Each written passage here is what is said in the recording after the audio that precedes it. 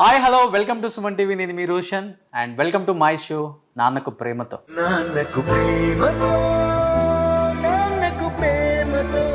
నిజంగా Nannaku Prematho show start చేసినప్పుడు చాలామంది ఇన్స్పిరేషన్గా నిలిచారు నాకు కూడా. అండ్ నాకు ఇన్స్పిరేషన్గా నిలిచిన వాళ్ళల్లో ఒక నాన్న ఇప్పుడు నాతో పాటు ఈ షోలో పార్టిసిపేట్ చేయడానికి రెడీగా ఉన్నారు.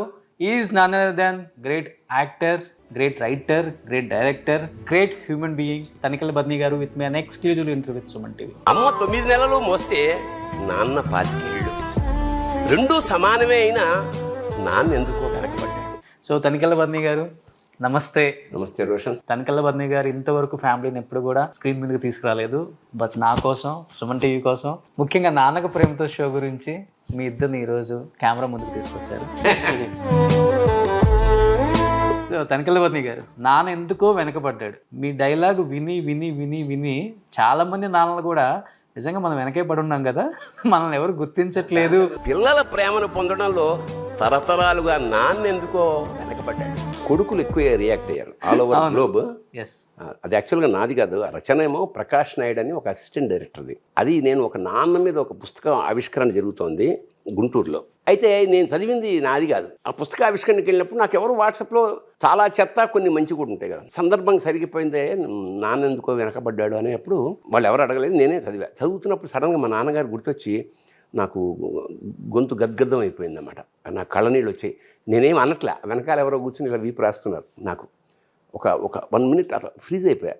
అంటే ఎమోషన్ వల్ల ఏమిటంటే ఈ పొయిట్రీలో ఉన్న భావం, నా ఎమోషన్ రెండు యాడ్ అయ్యి ఇంకా నెక్స్ట్ ఎవరు తీశారో కూడా తెలియదు నాకు. ఇక ప్రపంచవ్యాప్తంగా న్యూజిలాండ్ నుంచి, అక్కడి నుంచి, ఇక్కడి నుంచి, అంటే కొడుకులు అందరూ ఫోన్ చేశారు. కొంతమంది అయితే మేము వెంటనే ఫోన్ చేసి మా నాన్నతో మాట్లాడడం, కొంతమంది నాన్నను చూడడానికి మేము విదేశాల నుంచి వచ్చేసాం ఇట్లా. సో అది చాలా మంచి కవిత, అతనికి మంచి భవిష్యత్తు ఉంది. అది అంచేత కర్తృత్వం నాది. వెంటనే నాదనుకుని చాలామంది అబ్బాయి ఎంత బాగా రాసావంటే నాది కాదు నేను అని అతన్ని పిలిచి నేను సత్కారం చేసి ఇక్కడే ఓ శాలువా కప్పి మీడియా పరంగా మీడియా ముందు చెప్పా, ఇతను రాసింది, అతని పేరు ప్రకాష్. అది దీని నేపథ్యం.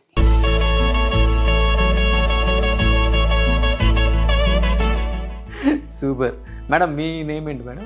సౌందర్య లహరి. ఓ, బయట ఇంటి పేరు సౌందర్య లహరి అదేనా?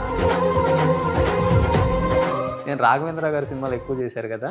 లేదు, యాక్చువల్గా ఆదిశంకరాచార్య వారు సౌందర్య లహరి అని ఒక ఇది ఉందన్నమాట, కావ్య మంత్రశాస్త్రం మీద. అమ్మవారు సౌందర్య లహరి, అనంతమైన సౌందర్యాపు అలలు అమ్మవారు అని అట్లా రాశాడు. కడుపుతో ఉన్నప్పుడు మా ఆవిడ మేమిద్దరం సౌందర్య లహరి పారాయణ చేస్తుంటాం ఎక్కడ చెన్నైలో. ఫస్ట్ నేను 2 పేర్లు పెడదాం అనుకున్నా. ఒకటి దాక్షాయణి, రెండోది సౌందర్య లహరి. దాక్షాయణి అంటే దక్షుడి కూతురు అన్నమాట. ఆవిడ పార్వతే. క్షయజ్ఞం భగ్నం చేయించడానికి ఆవిడ కారణభూతురాలైంది. మొన్న కొంప ఏమైనా ముంచుతుందో ఏమో ఆ పేరు తీసేసి పొయిటిక్గా ఉంటుంది కదా అని లహరి అని పెట్టాను. వీడి పేరుకు ఒక ప్రత్యేకత ఉంది, మహాతేజ. మా గురువు గారు సికింద్రాబాద్లో ఫస్ట్ టైం అయ్యప్పని పరిచయం చేసిన వాళ్ళలో ఒకడు. అయ్యప్ప సహస్రనామాల్లో మహాతేజ అని కూడా ఒక పేరు. జనరల్గా అందరి దేవుళ్ళకి తేజస్సు ఉంటుంది. ఆయన శాలిగ్రామంలో కట్టుకున్న ఇంటికి మహాతేజ అని పెట్టుకున్నాడు ఆయన. సో వీడు పుట్టినప్పుడు మా గురువు గారు జీవితాంతం గుర్తుంచుకోవడానికి ఏం చేశానంటే, మా వీడికి బారసాల కన్నా ముందు ఒకసారి గురువుగారిని మా ఇంటికి పిలిచి వీడిని ఆయన ఒళ్ళో పడుకోబెట్టి, సార్ వీడి పేరు నేను మీకు చెప్తాను, మీరు అనండి. ఏమిటి అంటే, మన ఇంటి పేరే వీడి పేరు సార్, మహాతేజ. అంటే పాపం ఆయన కళనీళ్ళు పెట్టుకుని ఆనందంతో ముద్దు అది దట్స్ హౌ వీడు మహాతేజ, ఈవిడ సౌందర్య. సో నాన్న వెనుక వెన్నెముక, ముందు దన్నుగా నిలిచిన సందర్భాలు చాలా ఉంటాయి. మీకు ఎస్పెషల్లీ నాన్న అంటే ఏమని చెప్తారు? చిన్నప్పటి నుంచి మాతో టైం ఎక్కువ స్పెండ్ చేయలేని సిచ్యువేషన్స్ ఉన్నాయి. ఎందుకంటే చాలా సినిమాలకి వాటికి ఎక్కడో వేరే కంట్రీ నుంచి కూడా వీడియో కాల్స్ లేకపోతే కాల్స్ చేసుకుంటూ మాట్లాడి చెప్తున్నా అన్నీ ఉన్నాయి. అండ్ నాకు పర్టికులర్గా ఒక ఎక్స్పీరియన్స్ ఏంటంటే, చిన్నప్పుడు 10th క్లాస్ ఏం కావాలరా అంటే నాకు ఒక కంప్యూటర్ కావాలి అని చెప్పా. సో 10th క్లాస్ మంచి ఫస్ట్ ర్యాంక్లో పాస్ అవ్వు, నేను కొనిస్తా అన్నారు. నాకేమో హిందీ రాదు. ట్విస్ట్ ఏంటంటే హిందీ నేను నిజంగా ఫెయిల్ అయ్యా. ఆ రోజు నేను నైట్ ఫుల్ చాలా బాధపడిపోయి ఫుల్ ఏడుస్తూనే ఉండా. తర్వాత అదే రోజు నైట్ మాట్లాడారు. నెక్స్ట్ డే మార్నింగ్ నాకు సిస్టమ్ ఉంది ఇంట్లో. నాకు అర్థం కాలే. సో అదేంటంటే నాకు ఒక బూస్ట్ లాగా ఇచ్చింది నిజంగా. సార్ సిస్టమ్ మీద ఉన్నా but still I completed my అది మళ్ళీ చదువుకొని పాస్ అయ్యా. సో అదేంటంటే ఒక మోరల్ బూస్ట్ అంటారు కదా, అట్లా చాలా సపోర్ట్ చేశారు. అంటే ఫెయిల్ అయినా తెచ్చిచ్చానని. Okay, great father. తర్వాత మళ్ళీ ఎప్పుడు ఫెయిల్ అవ్వలేదు. మళ్ళీ పాస్ అవుతారు కదా అని. సౌందర్య లహరి గారు అంటే అమ్మాయిలను ఒకలాగా పెంచుతారు, అబ్బాయిలను ఒకలాగా పెంచుతారు, అబ్బాయిలను ఒకలాంటి స్కూలు, అమ్మాయిలకు ఒకలాంటి స్కూలు. ఇది చూసే విధానంలో మీ ఇంట్లో ఆ డిఫరెన్స్ ఏమైనా కనిపించిందా? ఎక్కువ నన్ను ఇంకా చూస్తారు అలా అనుకుంటే. అలాంటి డిఫరెన్స్ ఎప్పుడూ లేదు. బట్ చిన్నప్పటి నుంచి నాన్న బాగా మిస్ అయ్యి ఉంటారు, ఎందుకంటే చాలా బిజీ యాక్టర్. ఈ టైంలో నాన్న నా పక్కన ఉంటే బాగుండు అని ఏడ్చిన సందర్భాలు ఉన్నాయా మీ లైఫ్లో? అలా ఏడ్చిన సందర్భాలు అయితే లేవు, ఎందుకంటే మాక్సిమం ఉండకపోయినా అన్నిటికీ అటెండ్ అయ్యేవారు. బర్త్డేస్ అయితే షూటింగ్ క్యాన్సిల్ చేసుకున్నా ఉండేవారు, అన్నీ అటెండ్ అయ్యారు. సో అలా ఎప్పుడు ఏడవలేదు. ఎప్పుడు ఉన్నంత టైం మాక్సిమం ఇంట్లో స్పెండ్ చేసేవారు. మాకెప్పుడు ఇలా లోటు టైప్ ఏం అనిపించలేదు. నాన్న అంటే చాలా ఇష్టం కదా. అవును. పెళ్ళయి పుట్టింటి నుంచి మెట్టింటికి వెళ్ళేటప్పుడు బాధపడలేదా? అస్సలు బాధపడలేదు. అంటే రెగ్యులర్ గా రోజు వస్తాను, ఎవ్రీడే ఏదో ఒకటి వండి పంపిస్తాను. సో ఇక్కడ వచ్చి వండి పెడతారా. సో అసలు ఎవ్వరూ బాధపడద్దని కూడా చెప్పాను నేను. అవునా? అస్సలు ఎవ్వరూ బాధపడలే, హ్యాపీగా అన్ని హ్యాపీగానే చేసుకున్నాం. మీరు ఎప్పుడన్నా ఫీల్ అవుతారా సార్, కూతురికి అటాచ్మెంట్ ఎక్కువ ఉంటుంది ఫాదర్తో? ఇది చిన్నప్పుడు కృష్ణాయిలు లాగేసింది. నేనేమో ఇక్కడ ఉన్నా చెన్నైలో, నేను మా ఆవిడ పిల్లాడు, నాకు అసిస్టెంట్ మహర్షి, జనార్దన్ మహర్షి. యాక్చువల్గా మా ఆవిడ రాకముందే నా జీవితంలో జనార్దన్ మహర్షి ప్రవేశించాడు. వీళ్ళిద్దరిని ఒక విధంగా మా ఆవిడికి సపోర్ట్ చేస్తూ వీళ్ళని పెంచిన వాడు జనార్దన్ మహర్షి. వాడు ఇప్పటికి కూడా వాడికి ఫస్ట్ వీళ్ళు ఫోన్ చేయగానే ఫస్ట్ అటెండ్ అయ్యేది మహర్షి. ఇప్పటికి కూడా వాడు దీపావళికి వీళ్ళకి టపాకాయలు కొనిపెడుతుంటాడు. ప్రతి సంవత్సరం వీళ్ళని తీసుకెళ్ళి వీళ్ళకి ఏం కావాలో కొనిపెడుతుంటాడు. అట్లాంటి ఒక అటాచ్మెంట్ అనమాట. అయితే నేను ఇక్కడికి వచ్చేసా షూటింగ్కి. నాకు సాయంత్రం ఫోను. అప్పట్లో ఇవి లేవు కదా సెల్, వీళ్ళు ఏమిటంటే అట్లా కిరసనాలు తాగేసింది అని. నేను ఇమ్మీడియట్గా ఈవినింగ్ ఫ్లైట్కి వెళ్ళాలంటే అక్కడ ఏం జరిగిందంటే, ఏదో ఆడుకుంటూ తాగేసింది కదా, ఇవి కంగారు పడి అటు ఇటు పరిగెడుతుంటే ప్రణవానందన్ అసిస్టెంట్ డైరెక్టర్ ఈవీ సత్యాన్ గారు, అతను ఇలా నడుచుకుంటూ వెళ్తుంటే చూసేట. పాపం అతను సపోర్ట్ తీసుకెళ్ళి అది హాస్పిటల్ అయితే వామిటింగ్ ఏదో చేశారు. ఎంతైనా నేను ఇక్కడ ఉన్నా కానీ నాకు టెన్షన్. ఏదో 2 ఏళ్ళ 3 ఏళ్ళు అప్పుడు ఇక్కడి నుంచి వెళ్ళాలంటే evening flight. Kranthi Kumar director ఉన్నాడు కదా, ఆయన నా కంగారు చూసి, అంటే నాకు అంతకుముందు ఆయనతో పరిచయం బాగా, ఏంటి కంగారు, అదే సార్ టికెట్ లేదంటే ఓపెన్ చేయని నాటి. అప్పట్లో ఒకళ్ళ టికెట్ మీద ఒకళ్ళు వెళ్ళే ఫెసిలిటీ వెళ్ళొచ్చు. అప్పుడు ఇప్పుడు లేదు. అప్పుడు అంటే పేరున్నా పెద్ద పట్టించుకునేవాడు కాదు. క్రాంతి కుమార్ గారు నాకు టికెట్ ఇచ్చేస్తే వెళ్ళి అప్పటికి వచ్చే, అంటే start very serious thing. But మనకు తెలియదు కదా కృష్ణాలు తాగితే ఏమవుతుంది, చిన్నపిల్ల 2 ఏళ్ల పిల్ల కదా, టెన్షన్ పడి ఆ వార్త అందినప్పటి నుంచి చూసే వరకు టెన్షన్ కదా.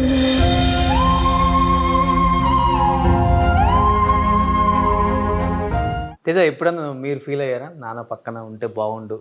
ఫీల్ అంటే బేసిక్గా చెప్పే కదా, అంటే నాకు స్కూల్కి వచ్చేవాళ్ళు. యాక్చువల్లీ మాకు రిపోర్ట్ కార్డ్స్ చిన్నప్పుడు ఇచ్చేవాళ్ళు కదా మనకి పేరెంట్ టీచింగ్ మీటింగ్స్కి. దానికి యూజువల్గా పేరెంట్స్లో మదర్ కానీ ఫాదర్ కానీ కొంచెం బాగా ఫేమస్ ఉండి వాళ్ళు ఉంటే యూజువల్గా రారు కదా. సో గార్డియన్స్ కానీ లేకపోతే ఎవరో ఒకరు వస్తారు. సో మా నాన్న అయితే, మా స్కూల్ యాక్చువల్లీ పక్కనే అనమాట, ఇక్కడ వెరీ చాలా దగ్గర. సో వచ్చేవాళ్ళు. సో మా ఫ్రెండ్స్ అందరూ కొంచెం ఎగ్జైట్ అయ్యి, అంటే వచ్చిన పర్పస్ ఒకటైతే వీళ్ళ ఫ్రెండ్స్ అందరూ వాళ్ళ గుమిగూడి వాళ్ళ ఫోటోలు దిగి లేదా ఆ సిగ్నేచర్ వాటికి ఎక్కువ ఇదైపోయేది. నేను ఇలా ఉండి ఇలా చూసేవాడిని, సరే ఓకే ఎంతసేపు అవుతుంది, ఎప్పుడు వస్తారు అని చెప్పి. బట్ మాక్సిమం కల్పించుకుని టైం మరి మాతో స్పెండ్ అయితే చేశారు. కొన్నిసార్లు it happens, but ya we're happy.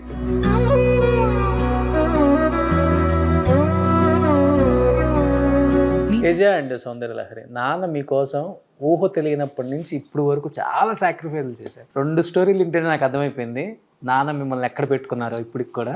అలా మీరు నాన్న కోసం చేసిన సాక్రిఫైస్ ఏమైనా ఉన్నాయా లైఫ్లో? నేను మేజర్గా చెప్పాలంటే, మేము ఫారెన్ వెళ్ళి అక్కడ ఉండలేదు. నాన్న వాళ్ళతోనే మా అబ్బాయి పుట్టిన తర్వాత వాడితో చాలా కనెక్ట్ అయిపోయారు, మీరు చూసుంటారు. సో అది నాకు చాలా గ్రేట్ ఎక్స్పీరియన్స్. వాళ్ళు ఎంజాయ్ చేస్తున్నప్పుడు నేను ఎప్పుడు ఫోటోలు తీస్తుంటాం, పోస్ట్ చేస్తుంటాం. సో అది నాకు చాలా బ్యూటిఫుల్ ఎక్స్పీరియన్స్ అనమాట. సో వీళ్ళతోనే ఉండడం.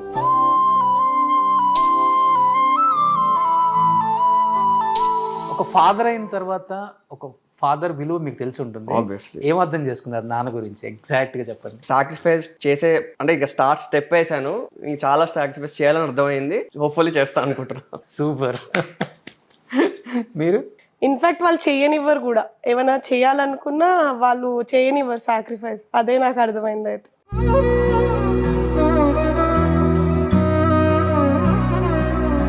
ఒక్కసారి మీ నోటితో నాన్న గురించి ఒక చిన్న పద్యం ఏం చెప్తారు? మా నాన్న గురించి చెప్పాలి ఫస్ట్.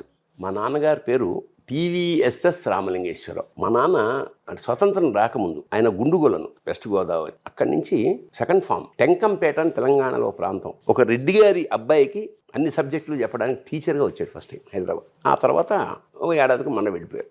మళ్ళా వచ్చారు. ఒక బంధువు వాళ్ళ ఇంట్లో దిగినప్పుడు అతను ఇక్కడ రైల్వే ఆఫీస్లో ఉన్నప్పుడు క్యారేజ్ తీసుకెళ్ళి అతనికి క్యారేజ్ అది తీసుకెళ్ళాడు. అక్కడ ఆఫీసరు ఎవడే అంటే మా బంధువుల అబ్బాయి అంటే ఏం చేస్తున్నా అంటే ఏం లేదండి ఉద్యోగం కోసం వెతుకున్నాను. రైల్వేలో చేస్తాడేమో కనుక ఏమయ్యారు చేస్తావాడంటే అప్లికేషన్ రాసిచ్చి అని సంతకం పెట్టేసి నెక్స్ట్ డే జాయిన్ అయిపోయాడు. మిథునం చూసావు కదా, మిథునంలో క్యారెక్టరు బాలసుబ్రహ్మణ్యం క్యారెక్టర్ అంతా మా నాన్న, ఎక్సెప్ట్ ఫుడ్. మా నాయన ఫుడ్ లవర్ కాదు మా నాన్న. ఓకే. కానీ సమస్త పనులు చేసేవాడు. ఇప్పుడు సండే చారల అండర్వేర్ ఉంటుంది ఇక్కడ దాకా, అది వేసుకుని ఫ్యాన్ రిపేర్ అనుకో ఫ్యాన్ దింపేసి చేసేవాడు. చెక్క పని చేసేవాడు. బిందెలకి బొక్కలు పడితే మాటలేసేవాడు. ఏదన్నా పాత డ్రమ్ము కింద భాగం విరిగిపోతే దాన్ని కట్ చేసేసి ఒక గొయ్యి దవ్వి దాన్ని అందులో పాతేసి అందులో నీళ్లు పెట్టేవాడు. అంటే విచిత్రం అన్నమాట. ఇంకా అసలు మాకు ఆశ్చర్యం వేసేది, ఇన్ని పని ఎలా చేయగల. చెప్పులు కుట్టేవాడు. ఇప్పుడు అప్పట్లో మనకు హవాయి చెప్పుల సీజన్ కదా, నాకు తెలిసి నాకు 5వ 7th క్లాస్ వరకు చెప్పులు లేవు.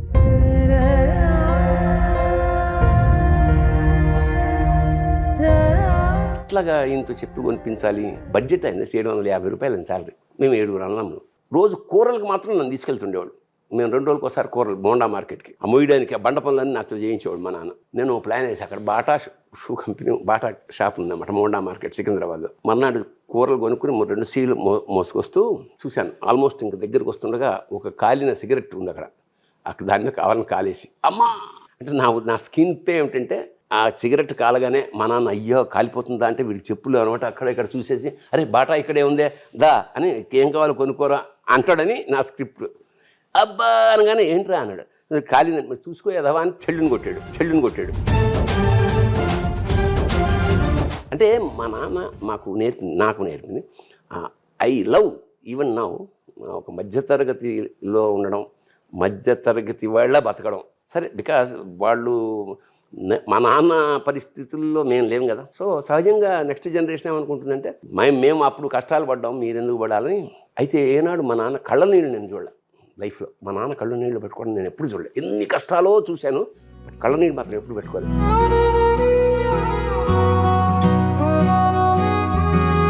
I'm not a good student. మా అన్నదమ్ములందరూ గోల్డ్ మెడలిస్టులు వాళ్ళు, మా తమ్ముళ్ళు కూడా. బట్ నాకెందుకు చదువు అవ్వాలి. మా పక్కన అమాల్ బస్తీ అని ఉండేది. అమాలీలు అంటే కూలీలు వాళ్ళు, వాళ్ళ పిల్లలు, వాళ్ళతో నా స్నేహం. సిగరెట్ తాగడం, గంజాయి తాగడం, ఇట్లా చాలా అసలు ఇప్పటికే కరెక్ట్ కాంట్రాస్ట్. రోడ్ల మీద తిరగడం, ఇళ్ళలోంచి పేపర్లు ఎదిగిపోయి అమ్మేయడం, ఊహించనంత బ్యాడ్ క్వాలిటీస్. మా నాన్న నన్ను ఎక్కువ కొడుతుండేవాడు. అంటే ఊహించారు. సినిమాల్లో నవల్లో చదివేది. ఒకసారి ఏమైందంటే అప్పుడు రైల్వే ఇలా ఉంటాయి కదా, గడియలు ఉండేవి, ఇలా చెక్క గడియలకు ఒక స్క్రూ ఉంటుంది. మేము సినిమాకి వెళ్ళి సెకండ్ షో వచ్చినప్పుడు ఆ మెల్లిగా స్క్రూ ఇలా తిప్పితే ఆ గడియ కింద పడుతుంది. కింద పడినప్పుడు కింద ఫుట్ మ్యాట్ ఉంటుంది కదా, అప్పుడు గోని తట్టు పెట్టేవాడు కింద. దాన్ని ఇలా పెట్టేసి మేము వెళ్ళిపోయాడు. సినిమా చూసి వచ్చి ఇలా మా నాన్న ఫస్ట్ రూమ్లోనే పడుకునేవాడు. 3 రూమ్ బెడ్రూమే కదా, రైల్వే క్వార్టర్స్ అవి. ఇలా తీస్తున్నా మెల్లిగా ఫట్ మంత్స్ అప్పుడు వచ్చింది. ఎందుకంటే కింద ఎవరో లాగేశారు, ఏదో పని మీద నీళ్లు పడితే చూడడానికి తీసేశారు. ఈ సౌండ్ అయింది. మా చచ్చాను దానికి తలుపులు ఓపెన్ చేస్తే మా నాన్న ఊరికే అలా రిజిస్టర్ చేసుకుని పడుకున్నాడు. నెక్స్ట్ డే చెట్టు కట్టేసి అంటే ఎంత గొప్ప తండ్రి అయినా కానీ ఏదో ఒక టైంలో బాధతో కావచ్చు, కోపంతో కావచ్చు, అది ఇది నా కడుపుని చెడబుట్టావు అనే వాడు ప్రతి తండ్రి వాడతారు. అలా మీ లైఫ్ లో జరిగింది. ఇంతకనే ఉంది. చెత్త కొట్టేసి మా కాలనీ వాళ్ళందరూ ఇలా చూస్తున్నారు అన్నమాట. మా కాలనీ వాళ్ళ పిల్లలు కూడా మా నాన్నంటే భయం. అంటే ఇవన్నీ తర్వాత నేను రియలైజ్ అయ్యానంటే అసహనం. మా నాన్న నుంచి జేబులోంచి డబ్బులు కొట్టేస్తున్నాడు నేను ఒకనే. ఓకే. అప్పటికేముంది 40 పైసలు సినిమా. మా నాన్న లల్చి వేసుకుని దానికి హ్యాంగర్కి వేసేసి వెళ్ళిపోయాడు కుక్కానికి. నా చొక్కా తీసినట్టు తీసి మా నాన్న చొక్కా కూడా తీసి కింద పడేసేవాడు. కింద నుంచి పైకి వెళ్ళే లోపల నా చెయ్యి అందులోంచి వెళ్ళి ఆ ₹1 కొట్టేయాలి.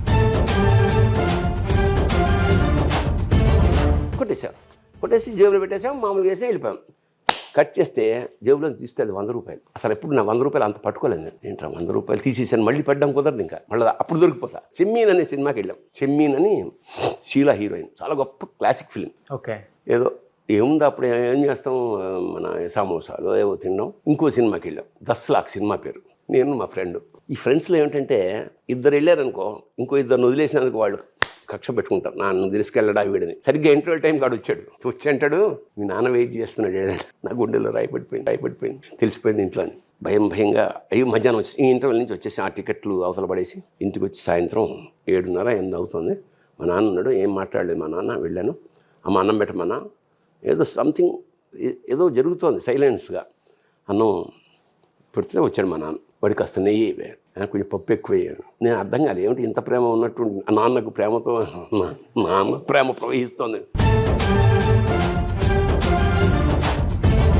ఇదే లాస్ట్ డే కదా వాడు అన్నం తిన్నాం ఇక్కడ మన ఇంట్లో, రేపటి నుంచి జైలే కదా అన్నాడు. జైలు దేనికి నాకు అర్థం కాలే. అప్పుడు చెప్పాడు మా నాన్న 100 రూపాయలు కొట్టేస్తా చెత్తలా. అది బూతులు.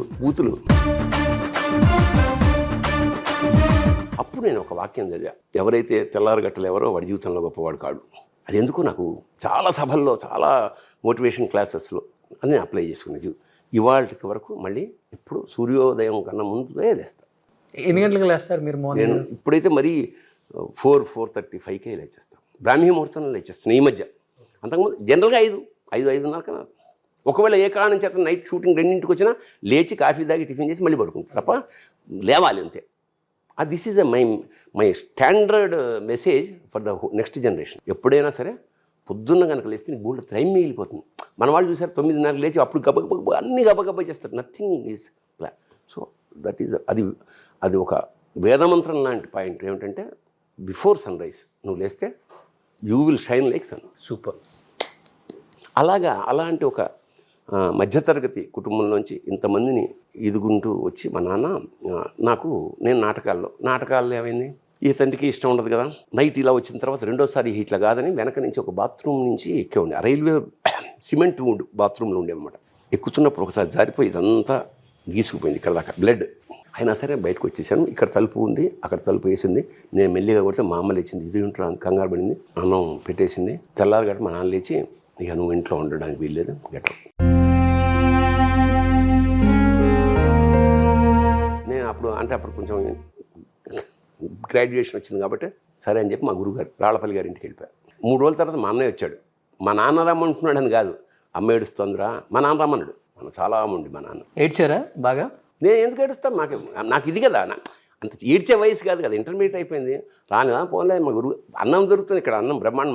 మా గురువుగారు నన్ను ఎత్తుని పెట్టి చూస్తాడు. నా నాన్నగా మా రాళ్ళపల్లి గారింటో నేనే కొడుకుని అంత గౌరవంగా, అంత ఇష్టంగా, అంత ప్రేమగా చూస్తాడు అనమాట. ఏం కావాలంటే అదే. ఈ సుఖంగా ఉంది కదా, అక్కడి నుంచి ఇక్కడ బెటర్గా వచ్చా.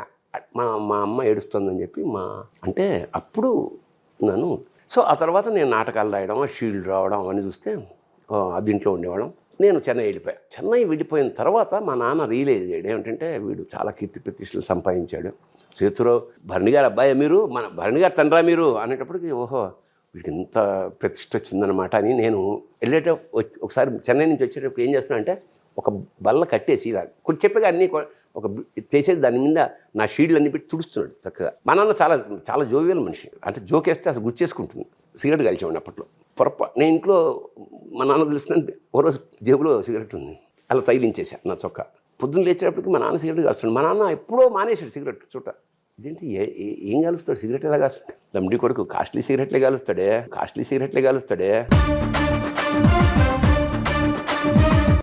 అట్లా అయిపోయిన నాన్న తర్వాత రిటైర్ అయిపోవడం, అక్కడి నుంచి ఇక్కడికి వచ్చేయడం. ఈ ఇల్లు అంటే ఈ వాస్ హియర్ ఫర్ ఆల్మోస్ట్ ఆయన వెళ్ళిపోయే వరకు కింద పోర్షన్ అంతా మా అమ్మ, మా నాన్న, నా భార్య, మా మామ, అత్త, మా అత్తగారు ఇంకా ఉన్నారు, ఇక్కడ ఉండేవారు. So he enjoyed my glory.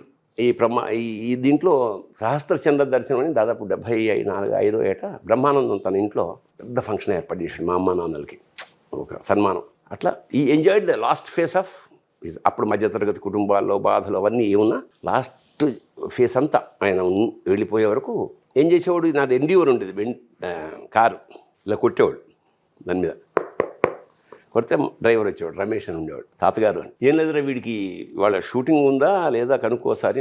ఎందుకు అంటే నేను క్షవరం చేయించుకోవడానికి, గడ్డం గీసుకోవడానికి సికింద్రాబాద్ వెళ్ళాలి. నా దగ్గరికి వచ్చి చెప్పేవాడు రమేష్, తాతగారు ఇట్లా గడ్డం గీసుకోవడానికి పెడతాడు. వెళ్ళాను, నేను కంపెనీకి ఫోన్ చేసి కారు తెప్పించుకునేవాడు. ఈయన ఉద్దేశం ఏంటంటే అక్కడెక్కడో సీతాఫలం మన సికింద్రాబాద్ దగ్గర ఒక పర్మనెంట్ మంగలి బార్బర్ ఉండేవాడు, అది గీసేవాడు 10 రూపాయలకి. ఇక్కడ చేయించుకుంటే 50-100 అడుగుతున్నారు అప్పుడు. అందుకని అంత దూరం. ఆయన ఉద్దేశం ఇది మన బండి కదా ఫ్రీ అని, ఇలా పెట్రోల్ పోయాలన్న స్పృహ ఆయనకు లేదు.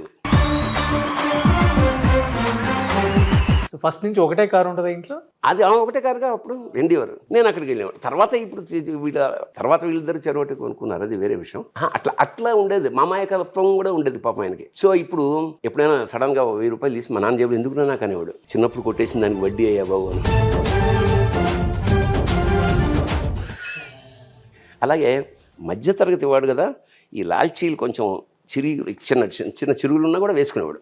అది చూస్తే భయపడేవాడు, ఎందుకంటే ఆ చెరువులో చేయి పెట్టి చింపేసేవాడు నేను ఒంటి మీదే. అప్పుడంటే మనకి అడ్జస్ట్, ఇప్పుడు అక్కర్లేదు కదా ఆయన ఎందుకు అని. సో అలాగా చివరి దశలో హీ ఎంజాయ్డ్. సక్సెస్ అంతా చూసి చాలా గ్రేటెస్ట్ విషయం ఏంటంటే, ఓ రోజు చూస్తున్నా ఏదో రాస్తున్నాడు, డైరీ రాయడం అలవాటు. ఇంత పెద్దగా ఎందుకు రాస్తాడు డైరీ అనుకున్నా. కూర్చుంటే మెల్లిగా వచ్చి ఆ పుస్తకం నాకు ఇచ్చాడనమాట. నేను నాటకం రాస్తున్నాను, చూడు ఒకసారి ఎలా ఉందో అని. ఏ నాటకం రాసినందుకు నన్ను ఇంట్లోంచి వెళ్ళగొట్టాడో, నాటకం రాసి ఎలా ఉందో చూడన్న, చండాలంగా ఉంది. ఆ విషయం చెప్పకుండా చూస్తానులే అని దాచేసాను. తేజ, నీకేమైనా వచ్చాయి నాన్న క్వాలిటీస్? బ్లడ్ కదా సేమ్, జబ్బులు కొట్టేయటం నాన్నవి. అవి చిన్న చిన్నవి ఉంటాయి కానీ అవి ఎట్లా చెప్తాము అని చెప్పలేము కానీ. ఓకే.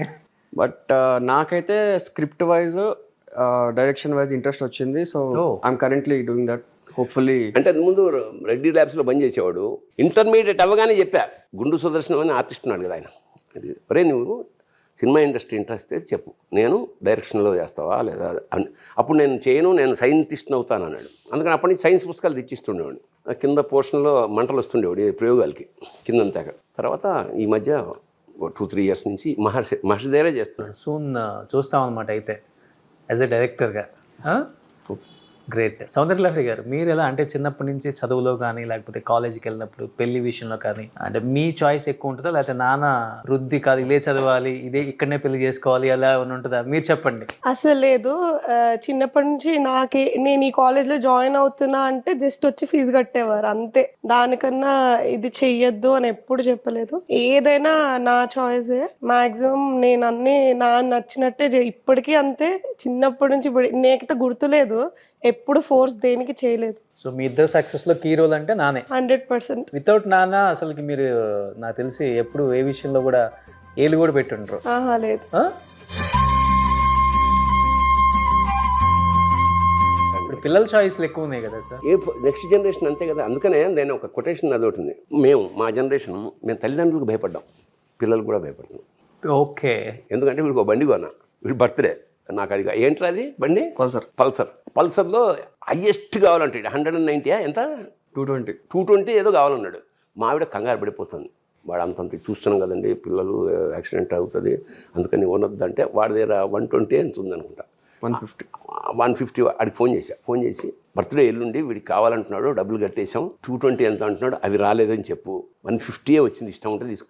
బర్త్డే కదా వీడి అన్న ఫ్రెండ్స్కి చూపించుకోవాలి, ఇంకా మరో గచ్చంతం లేక 150 అక్కడ చెప్పేసి నేను టిప్ చంపేస్తా, నేను ఇవ్వను రూపాయి కూడా, 220 ఇస్తే. సో 150 ఏడుస్తూ వెళ్ళి తెచ్చుకున్నాడు ఒక 1 వీక్ 10 డేస్ కుంటుకుంటూ వచ్చి ఏమైందంటే అక్కడ పడ్డాడు. సరే చిన్న దెబ్బ. ఓ రోజు అక్కడ అది లీక్ అవుతుంది, ఆయిల్ ఏదో లీక్ అవుతుంది కదా, ఇదేంటి లీక్ అవుతుందని చచ్చేలా గట్టిగా తిట్టే వెళ్ళిపోయాడు. రావట్లేదు, సాయంత్రం అయింది, 7 అయింది, 9. మా ఆవిడ నన్ను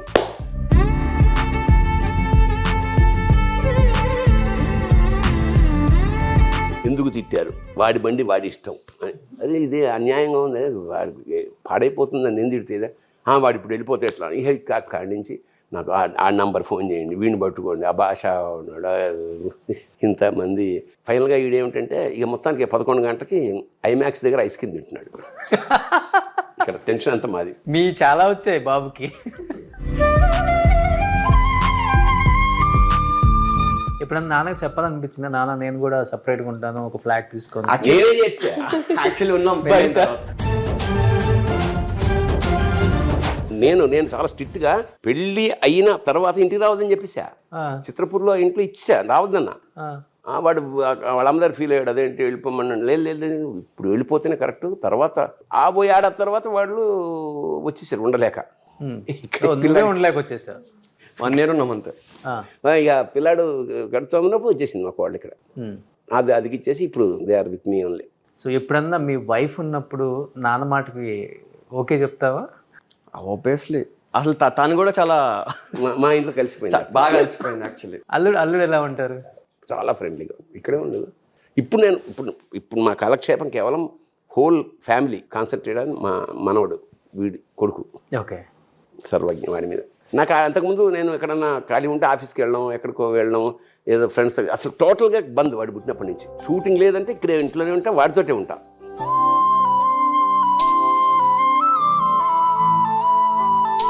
నాన్న గొప్పతనం చాటే ఒక గొప్ప షో కాబట్టి, సో మీలాగా ఎవరు చెప్పలేరు నాన్న గొప్పతనాన్ని. మంచి కవిత్వంలో ఒకసారి నాన్న గొప్పతనం గురించి ఏం చెప్తారు? మధ్యతరగతి నటరాజు, చుట్టూ సమస్యల జ్వాలామాల తోరణం, ఒక చేతిలో భగభగమండే పుత్రాగ్ని, మరో చేతిలో చెంగు చెంగుమనే ఆశల జింక, మెళ్ళో బుసలు కొట్టే కుబుసం వదిలిన కూతురు, విరబోసుకున్న జటాజూటం లాంటి బెంగ, అందులో నెలవంకలాగా లీలగా మెరిసే ఫస్ట్ తారి, గడసీమలో పెద్దల్లుడి కోరికల కపాలమాల, కటిసీమలో తోలు వలిచేసిన పులి లాంటి మాసికలేసిన పంచి, మేకపోతు గాంభీర్యం లాంటి శాలరీ త్రిశూలం, తల తాకట్టు పెట్టిన తడిసి మోపిడవుతున్న వడ్డీల గంగ, అప్పులాళ్ల నమ్మక చమకాలు, బాస్తేత నిత్య రుద్రాభిషేకం. ఈ మధ్యతరగతి నటరాజు తాండవం ఆడేది అజ్ఞానం మీద కాదు, అమాయకురాలైన ఆలి మీద. మా నాన్న రైల్వేలో గుమాస్తా, 7 కొడుకులం. అంటే అనగనగా ఓ రాజు, ఆ రాజుగాడికి 7 అంచేత మా నాన్నే మధ్యతరగతి మహారాజు.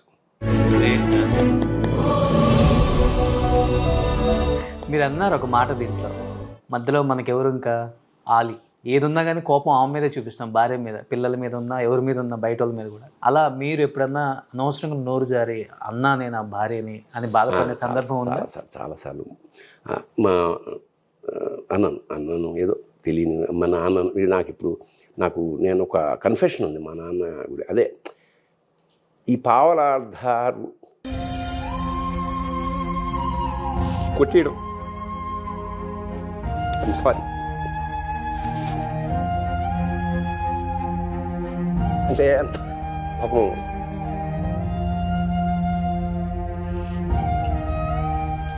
అంటే ఆ పరిస్థితులు నాకు తెలియదు కదా. అది అప్పుడు పాపం ఆయన ఎంత బాధపడుతుంది.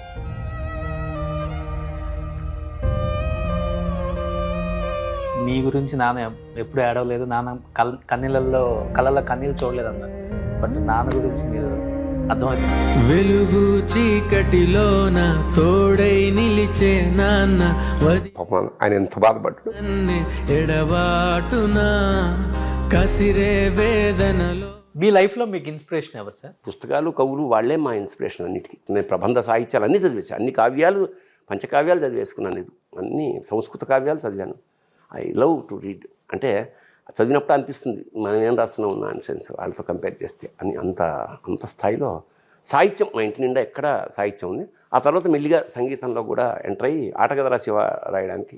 అందులో తమాషా ఏమిటంటే యాక్చువల్గా నాకు సంగీతం రాదు. గరిమెళ్ళ నరసింహారావు గారిని ఎస్ జానకి గారి బావగారు ఉండేవారు. నాకు ఇష్టం సంగీతం నేర్చుకోవాలని. ఆయన దగ్గరికి వెళ్ళి మృదంగం నేర్చుకున్నాను కొన్నాళ్ళు.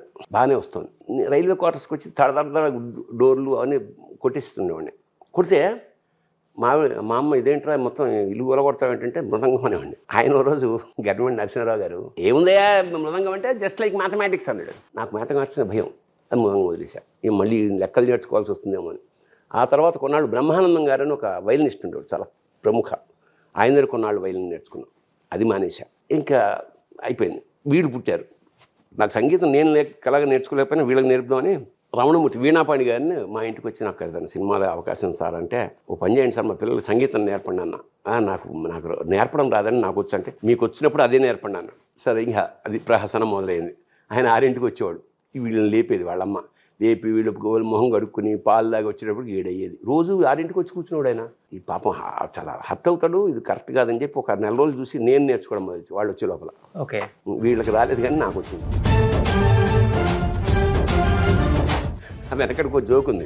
సంగీతం కోసం ఇక్కడ దాకా నీళ్ళల్లో నిలబడి సరి అంటుంటే సంగీతం రాలేదు కానీ ఈత వచ్చింది నీళ్ళల్లో. అట్లాగే వీళ్ళిద్దరికి పరిచయం ఉంది అంతే. వీడు చాలా బాగా వాయించేవాడు వీడు. ఇక మా అమ్మాయి పాడితే నాన్న కోసం ఒక పాట పాడతారా? ఇది పాడితే వద్దులే అని ఆయనే అన్నాడు. ఎడిటింగ్ లో తీసేస్తారు మీరే. ఏం తీసేమో ఆయనే అన్నాడు, ఎడిటింగ్ లో ఎందుకైనా మంచిది ఇంకా. ఎంత కష్టం వచ్చినా కానీ నా కడుపును పుట్టిన బిడ్డలు నా ఇష్టంగా ఎంత కష్టాన్నైనా భరించాలని వచ్చిన ప్రతి కష్టాన్ని కూడా మన కోసం చాలా సాక్రిఫైస్ చేసినప్పటికీ కొంచెం బయటికి కూడా చెప్పుకోలేడు నాన్న.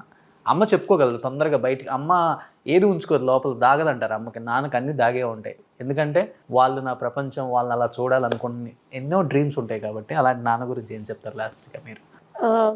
మాకైతే నాన్న ది బెస్ట్, అమ్మ కూడా అలానే, ఇద్దరు ఈక్వల్గా. వాళ్ళు గొడవ పడ్డం ఇంతవరకు మేము ఎప్పుడు చూడలేదు మా లైఫ్లో. అంటే అంత బెస్ట్ వాళ్ళు, మాకు ఎప్పుడు అలా కనిపించలేదు. వాళ్ళు నిజంగా ఏదైనా మాట్లాడుకున్న లోపల తప్ప లైఫ్లో ఎప్పుడు చూడలేదు.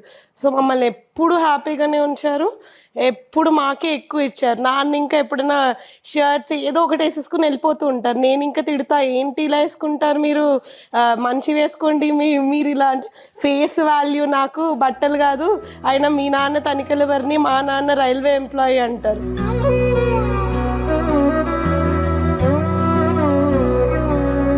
ఎప్పుడు సింపుల్ లైఫే వాళ్ళు బతికారు, మాకు అదే అలవాటు చేశారు.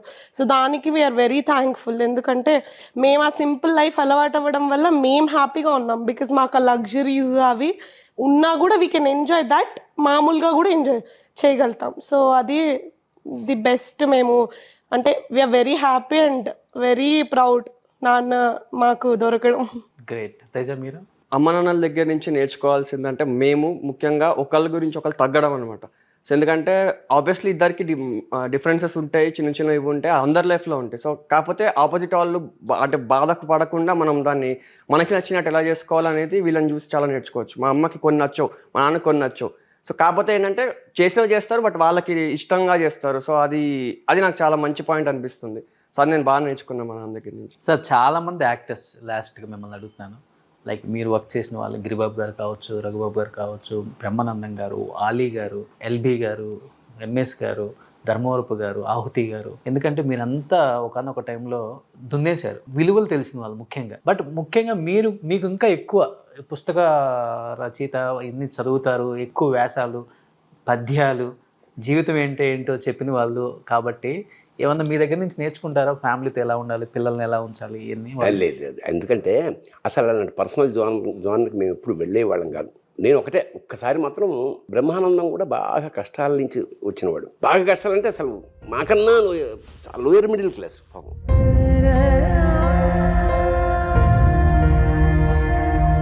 ఎప్పుడో ఒకసారి వాడి ఇంటికి వెళ్ళినప్పుడు ఆ రోజు పండగ అనుకుంటా, ఇప్పుడంటే పండగ చేసుకుంటాం కానీ అప్పుడు మన ఇంటికి పండగ ఎప్పుడు వచ్చిందిరా అనగానే వాడి పాపం కళ్ళనీరు పెట్టేసి బోర్ నేర్చాడు అంత స్థితిలో. సో అలా షేర్ చేసుకోవడం తప్ప చూసి నేర్చుకోవాల్సినంత. మన ప్రొఫెషనల్స్గా ఉన్నప్పుడు పర్సనల్ ఏరియాని అసలు ఎవరికి టచ్ చేయండి. ఎందుకంటే ఇంత చూశారు కాబట్టి వాట్ ఈజ్ లైఫ్ అంటే ఏమర్థమైంది మీకు? It's an opportunity, you can enjoy every moment of life. Great sir. And ఇప్పుడు చాలామంది ఓల్డ్ ఏజ్ హోమ్ బాగా ఎక్కువైపోయినాయి సార్. ఒక్కొక్క తల్లిదండ్రుల ఆవేదన వింటుంటే అసలు మనకు దగ్గర వాళ్ళ, మన చుట్టాల అన్నంత ఫీలింగ్ మాకే వచ్చేస్తుంది. ఓల్డ్ ఏజ్ హోమ్స్ మీద మీ ఒపీనియన్ అంటే ఏమని చెప్తారా? నేను చెప్తున్నాను, ఇట్లా ఓల్డ్ ఏజ్ హోమ్లు నన్ను ఎవరో పిలిచారు దాన్ని ఓపెన్ చేయమని. నా దురదృష్టం కాకపోతే ఓల్డ్ ఏజ్ హోమ్ మనం ఓపెన్ చేయడం ఏంటి, కుక్కలు నక్కలు అవి వాళ్ళ పిల్లల్ని, వాళ్ళ తల్లుల్ని ఓల్డ్ ఏజ్ హోమ్లో పెట్టవు.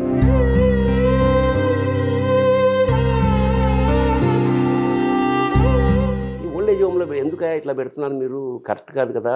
ఇంత సంపాదించంటే ఒక 8 ఏళ్ల కుర్రాళ్ళు లేచి, ఏం లేదు సార్, మమ్మల్ని చిన్న హాస్టల్లో పడేస్తున్నారు కదా, రుణం తీర్చుకుంటున్నాం.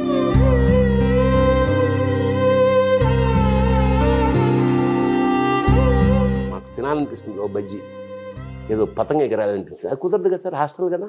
సో మేము చిన్నప్పుడు అంతా అలా డిటాచ్మెంట్గా ఏడుస్తూ తల్లి ఎప్పుడో పండగకి వెళ్ళి, మాకు వాళ్ళు ఏదో రెస్పాన్సిబిలిటీ ఏముంటుంది సార్, మాకు ఏం అటాచ్మెంట్. చాలా తమాషా విషయం ఏంటంటే వీళ్ళిద్దరిని సత్యసాయి స్కూల్లో పెడదాం అనుకున్నా. ఇది మంచి శ్లోకాలు, పద్యాలు, మంచి క్రమశిక్షణ ఉంటుందని. ఎక్కడది పుట్టపర్తిలో అప్లికేషన్స్ తీసేసుకొచ్చా. వెళ్ళి అప్లికేషన్ తీసుకుని మేము ఇద్దరం కన్నడ సినిమా చేస్తున్నాం, నేను బాబుమోహన్తో పెడుతున్నప్పుడు ఇట్లా అప్లికేషన్ తెచ్చాను రా, వీళ్ళిద్దరికి సీట్లు వచ్చేస్తాయి, అక్కడ బాగా చదువుకుంటారంటే వాడు ఇలా పట్టుకున్నాను. నేను ప్లీజ్ రా, భగవంతుడు నీకేదో ఇచ్చాడు కదా, వాళ్ళని ఇంట్లోనే పెట్టుకో, ఎందుకంటే మేము అక్కడ గంజి కోసం వెయిట్ చేయాల్సి వస్తుంది, ఏదన్నా కొనుక్కోలేము, తినలేము, ప్రేమించలేము. నా మాటని ఇవి చింపేసి అప్లికేషన్స్ నేను అనుభవించా. ఎప్పుడు పెట్టకండి పిల్లల్ని, వాళ్ళకి వస్తే వచ్చింది, రాకపోతే వాళ్ళకి. నువ్వు పైగా వాళ్ళు ఏం సంపాదించక్కర్లేదు, ఇప్పుడు నీకేం పెట్టక్కర్లేదు, పరమేశ్వరుడు ఇస్తున్నాడు కదా, వాడిని ఎంజాయ్ చేయని.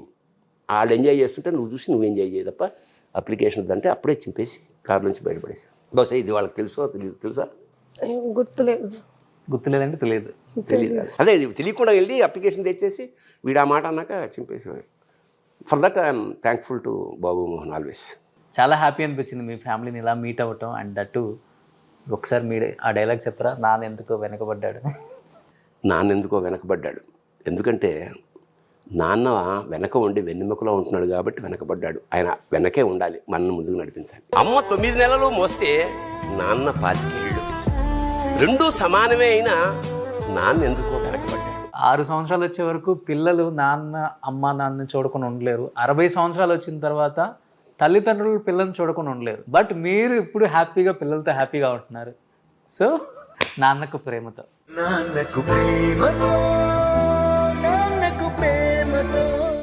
Thank you so much sir. And so మీరు ఇప్పటికి కూడా చాలా అందంగా ఉన్నారు కాబట్టి.